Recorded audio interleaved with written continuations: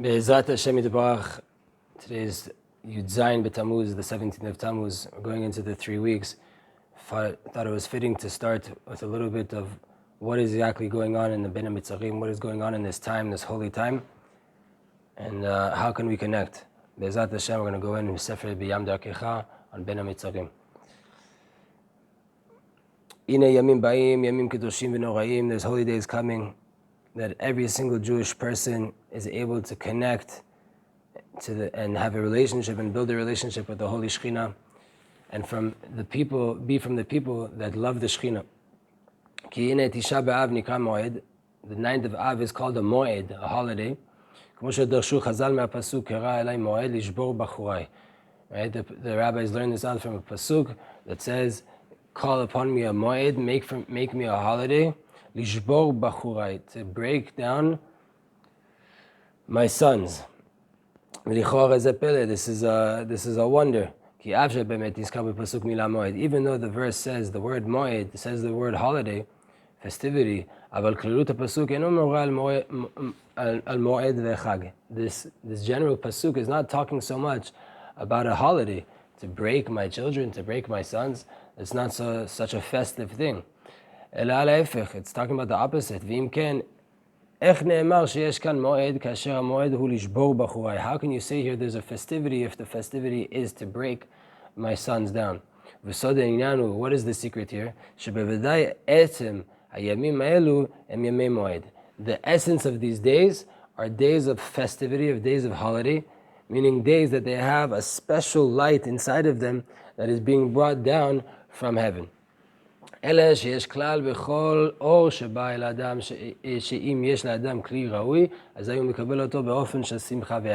principle that anytime there's light coming down to a person, if the person has the fitting vessel, then it comes down in a way of tranquility and peace and love and joy and illumination. If the person doesn't have a fitting vessel, then the same light, the same lofty light, comes down in a way of constriction and pain. Even though it's still the same light, it's formed and it comes down and it appears as if it's hardship, even though it's the exact same light. We have a simple example for this. If you have guests coming, and there's a lot of space for everybody to sit down and enjoy the event, then it's a beautiful event with joy and it's very tranquil. If there's no room in the event place, in the location where you're having the event, and everybody is stuck together, the fact that there's shefa, the fact that there's enjoyment, the fact that there's an event to celebrate, and the fact that there's guests, that hasn't changed at all. But it comes down in this way that it's hard to get to this event because the room in the event hall is not fitting for what's going on right now. So too is the same thing with these lights. The lights that are coming down on this holiday are very, very, very deep in these 3 weeks. Just the vessel is not fitting, therefore it comes down in a way of hardship. Right? Even though the festivity, the holiday, the light that's coming down has switched to a point where it's to break my sons, it's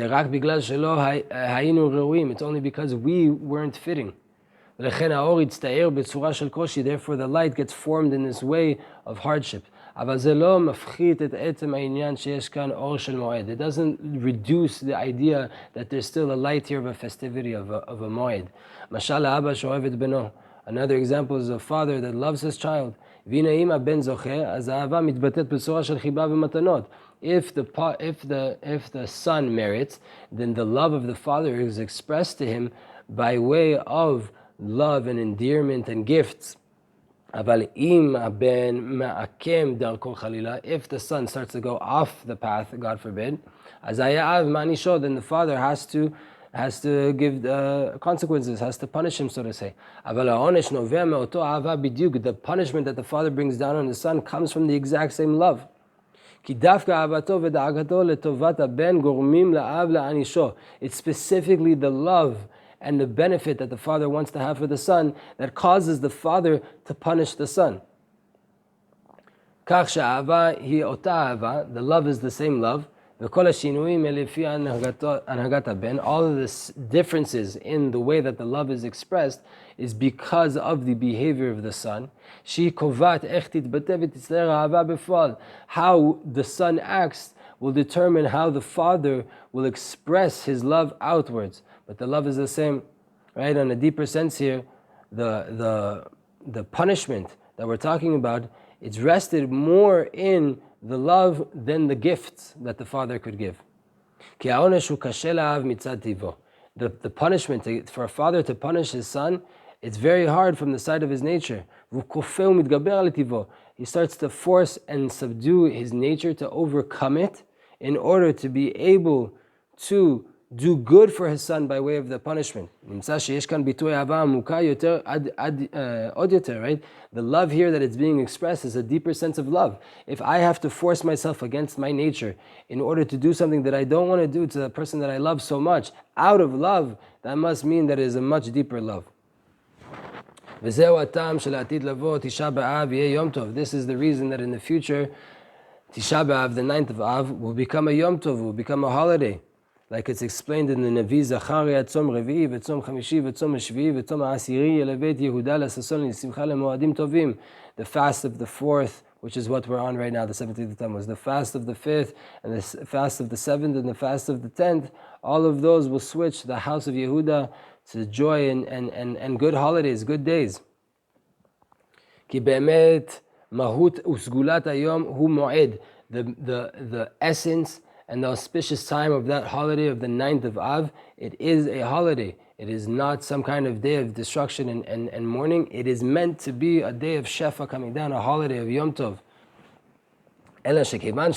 Since we didn't merit though, then this light that's meant to come down, this festive time that's meant to come down, gets formed in a way of crying and of pain.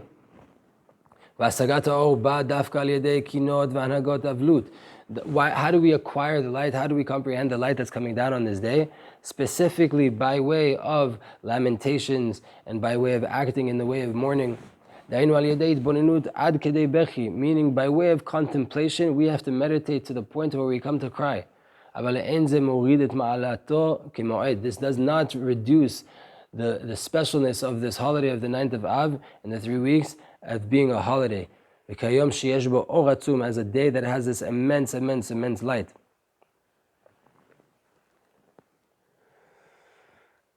In the future to come, in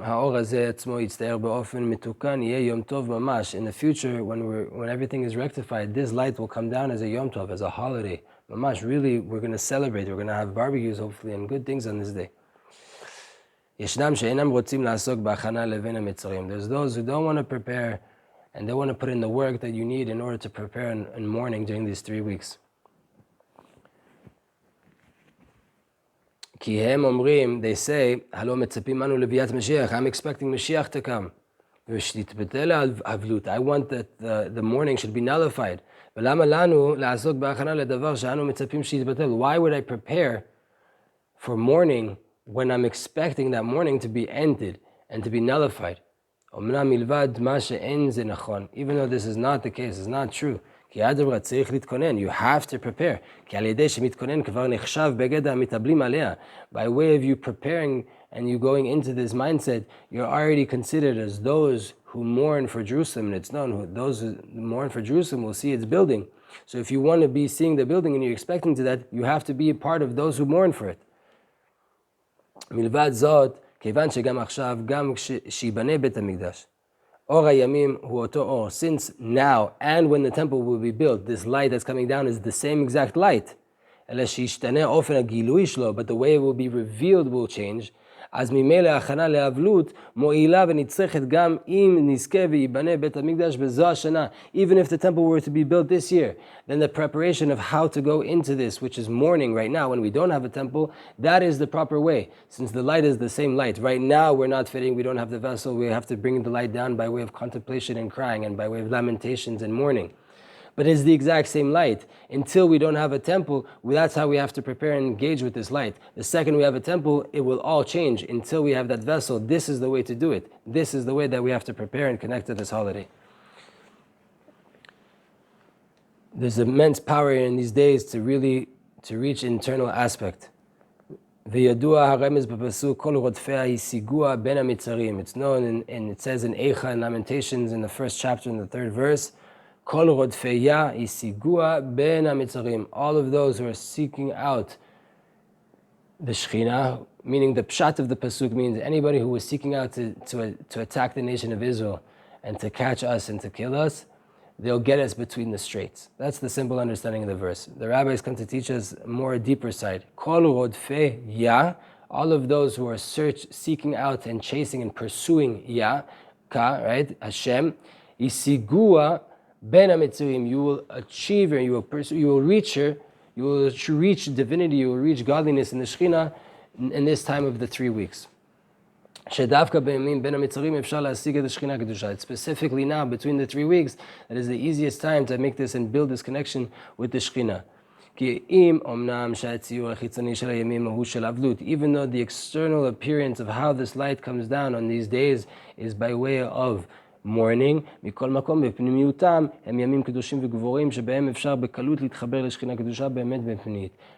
Even though that's the case, that outside it seems like it's mourning, it seems like it's sadness, even though internally these are very, very lofty and holy days, that they have this auspicious sgula, this way of with ease to help us and allow us to connect to the Holy Shekhinah with truth internally. Every single holiday has its own shade, its own expression, its own light that it shines in the world. The essence and the shade and the expression of the light on these days, specifically on the 9th of Av, hu nikudat pnimiyut. It's the internal part. It's the internal aspect that we're dealing with.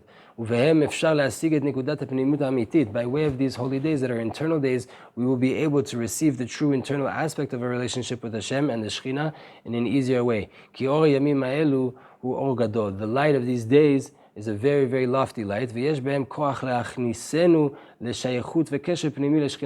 has an ability to take us and to bring us in to a true connection and relationship to the Shekhinah, which is the purpose of the whole entire creation. Specifically by way of these days having an internal acquisition, an internal emphasis, to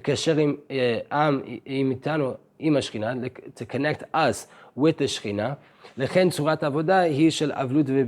Therefore, the way of doing this and the way of serving Hashem during these 3 weeks is by way of crying and by way of mourning. What is crying? It's an outcome, it's a result of having a true internal connection with the Shekhinah. A person can only cry by way of a true internal feeling and a true internal connection. Therefore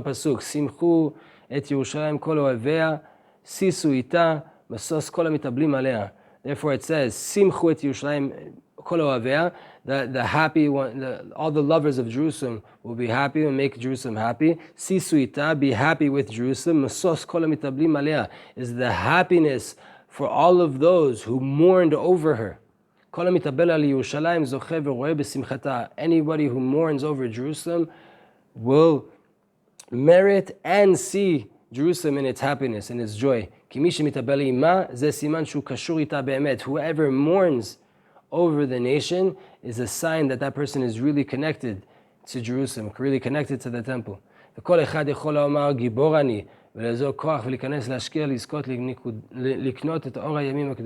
Everybody here could say, I'm a gibor, I'm a mighty one, I want this connection, I want to do it. And then you go into these 3 weeks working on this connection, and God willing, achieving some kind of deeper connection, true internal connection to the Shekhinah and to Jerusalem. There's a room to ask the question here. It's known that on Tisha B'Av there's a rule and there's dominion of the Samech Mem, the Satan, God forbid. The Zohar writes, whoever eats on the 9th of Av and doesn't fast, it's as if he's eating from the evil sides, from the other side. Yom Shel Or Moed. So how could we say that it's a holy day, a day of light of a festival, if the Samich Mem is ruling over it? והתשובה היא יסודית מאוד. This answer that we're about to give is very fundamental. כי צריך לדעת שבאמת הפנימית אין כלל מציאות אמיתית לסטרא אחרא. We have to know that in the most internal part, the truth is that there's no such reality to the other side. כי הלא השם יתברך הוא הכוח היחיד בעולם. Hashem is the only power in the world at all. ואין עוד מלבדו, there's nothing besides him. וכל מציאות הרע, all of the reality of the evil, היא רק כיסוי וקליפה חיצונית לאור האמת. Is only a cover-up, a husk, some kind of wrapping on the outside, externally, of the true reality inside. כי בשביל שיהיה בחירה, in order for there to be free choice in this world, השם יתברך נתן להם אפשרות להראות כאילו יש להם כוח. Hashem gave the klipa, gave the husk, the ability to show as if it has some kind of power. וכאילו הם עושים דברים, as if the klipa is doing things in the world. אבל באמת אין להם כוח, ואין להם כלל מציאות אמיתית. They don't have any power, they don't have any true reality at all. וממילא אם אמנם שבחיצוניות צריך לצום, even though externally we have to fast, we have to mourn. כי התנהגות החיצוניות של ישראל היא לפי מה שנראה כאן בגשמיות. The external way that we the behavior, the external expression of our behavior as a nation has to be according to what is seen physically. Therefore, we're not allowed to eat forbidden food, right, throughout the whole year. Hashem created the pig, right, but we're not allowed to eat it. Since externally these foods and the non-kosher foods, things that we're not allowed to eat, they belong to the other side, therefore externally we are not allowed to eat them. And whoever eats them, whoever eats things that are forbidden, that belong to the other side, will fall into the other side, will fall into the reality of externalities. And then all of the externalities, all of the husks, they start to rule over that person. This person starts to become sealed off and is not able to engage with and to experience the internal realities that are the essence and the truth of everything.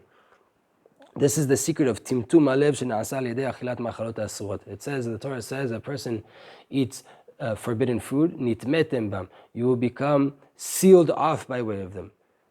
By way of taking a klipa, a husk, an external thing that is not permitted, and you bring it inside of your body by way of eating,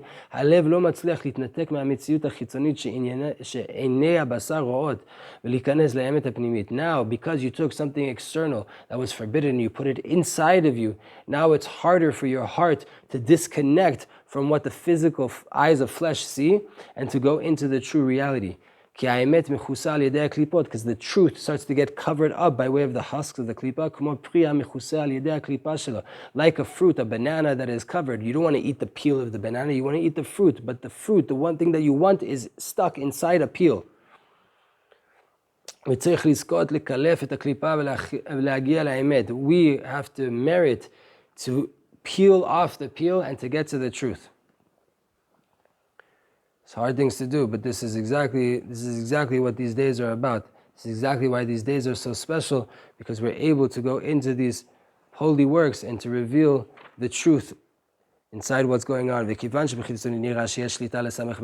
Since externally it appears that the Satan has a rule over the 9th of Av, therefore it's very, very more stringent, it's much more severe for a person to eat on this day, according to what we explained. This is only externally though. Internally we see that there's no such thing as bad in the world at all. Even what Hashem created as evil, it's good.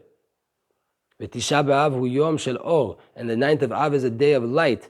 A light of connection to the Holy Shekhinah. What's the depth here that we just explained? There's a great principle. The light is recognized in the highest way possible, specifically by way of the darkness. Therefore, specifically by way of the shade, the revelation of pain sheyesh b'yom hazeh that we have on these 3 weeks and on the 9th of Av, v'dafka b'gלל shebechitzoniyut nira sheyesh shlita b'metziut l'samech mem, specifically because of externally it seems and it appears as if there's some rule here for the other side and for the Satan, dafka mitoch zeh yocholim להגיע לפנימיות יותר עמוקה. Specifically, by way of all of this confusion, you can get to a deeper depth internally. היינו שאנו מצליחים לגלות שלא רק את הדברים הטובים השם יתברך עושה. We're coming here now on a level to reveal that not only does Hashem do the good things in the world, אלא אפילו מה שבחיצוניות נראה כל כך רע, even also, not only the good things, but even those things that externally appear so evil, so bad, באמת הכל השם יתברך לבדו עושה. The truth is that Hashem alone does everything. והכל לטובה גמורה, and everything is for complete good. כי אין דבר כלל בשום פנים ואופן שיוצא מתחת שליטת השם יתברך חס ושלום. There's nothing at all, not anything at all in the world that can lose and leave the rule of Hashem in the world. Even the destruction of the temple. שנראה כנתינת כוח לסטראך. It appears as if the power was given to the opposing forces to come and destroy the temple. וכהסתרת כבוד שמיים הכי גדולה שיש. It's the biggest concealment of the honor of Hashem and the honor of heaven that we have ever.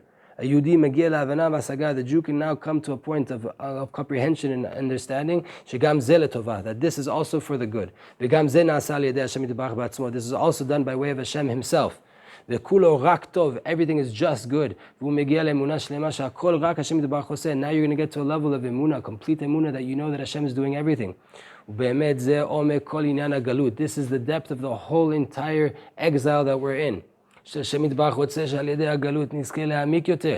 Hashem wanted us that by way of us being in exile, away from our home, without our temple, that we should go deeper and deeper. ונגיע לאמונה שלמה להכרה ברורה, that we'll get to full אמונה and full recognition, clear recognition, שאפילו מה שנראה רע בחיצוניות, באמת הפנימית הוא טוב. Even what appears evil externally, in its most internal point, it's also good.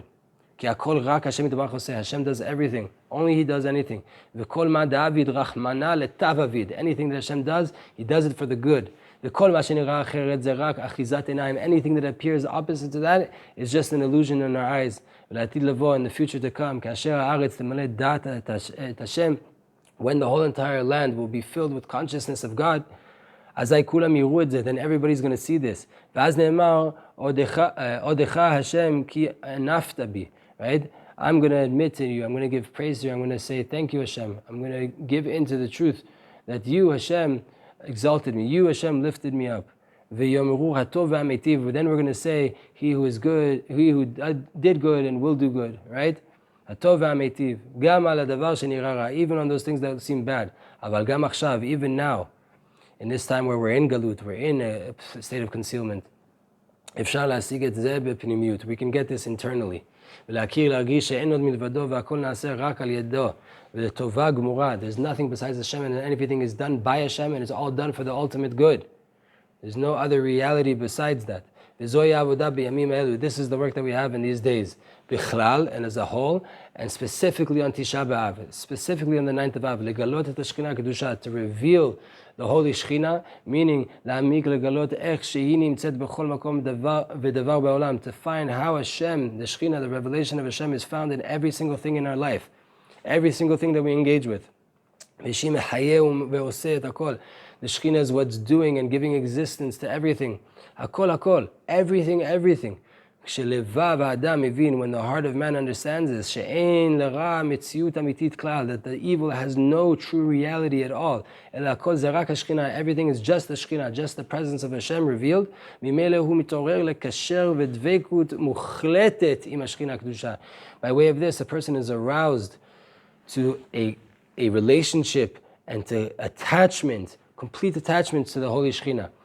שרק היא המציאות האמיתית. The Shechina is the only true reality. והוא מגיע לקשר פנימי ועמוק עימה. Now you get to a deep relation, true relationship with the Shechina. שזו מטרת וכוח הימים האלו. This is the whole entire goal and the power of these days. So what is the actual applied work here? כיוון שדווקא בתוך החושך, since specifically by way of the darkness, the light can be recognized in the highest way. Therefore, the alachot and the behaviors that we have of mourning and of crying, they create this chitzoniyut shel esek im hachoshech. They create some kind of external reality of dealing with darkness. What's the goal by way of this? Largish kama ra b'chitzoniyut, to feel how bad and how evil the externality really is externally, without the internal part. Ad kedei bechi, until I get to the point of crying. Ve'az litbonen pnima lirot et hashchina shemistateret b'toch hakoshi. Then to contemplate inwards and to see the shchina that is hidden within the hardship. Therefore, someone who merits to mourn properly, azay betoch ubifrat achrei, then specifically while going through it, and specifically afterwards, after crying, then you merit to feel the light of Tisha B'Av. After you cry on the 9th of Av, then you merit to feel the proper light. The internal connection that I have now with the Shekhinah. If a person contemplates on the evil, on the bad, and you understand that at all, it's not bad at all, because in truth everything is just Hashem, then a person will merit to a deeper and more truthful connection with the Shekhinah. Therefore, on Tisha B'Av, on the 9th of Av, after Chatzot, after the midpoint of the day, after midday, we get up from our crying. We get up. The crying is only a tool to reach the light of the holiday. By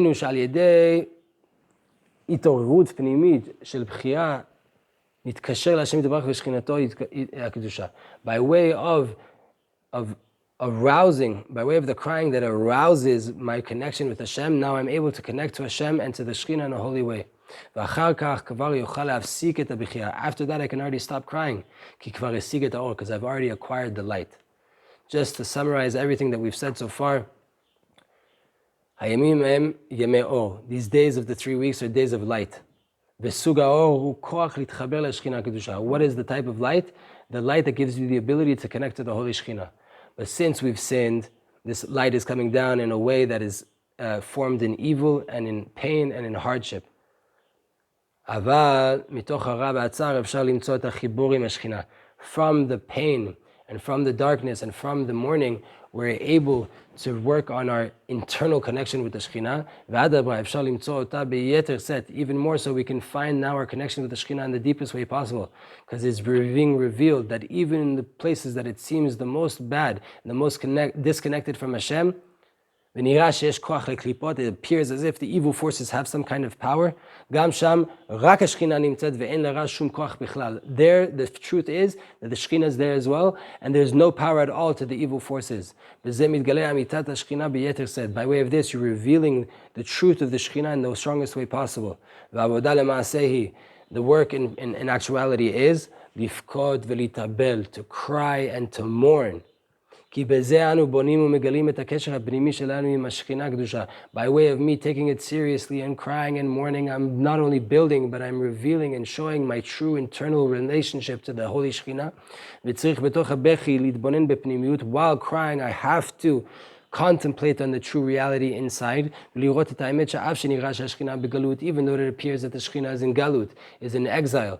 The truth, internal truth is that there's nothing besides Hashem, and I have to strengthen my emunah while I'm crying, and I have to seek and cry and beg Hashem that this truth will be revealed more and more and more. Be'ezrat Hashem, may this shiur be le'ilui nishmat Aaron ben Avram Shmuel Alevi, and B'ezrat Hashem for the refuah shlema for my dear father Yosef Camilo ben Miriam. Amen v'amen.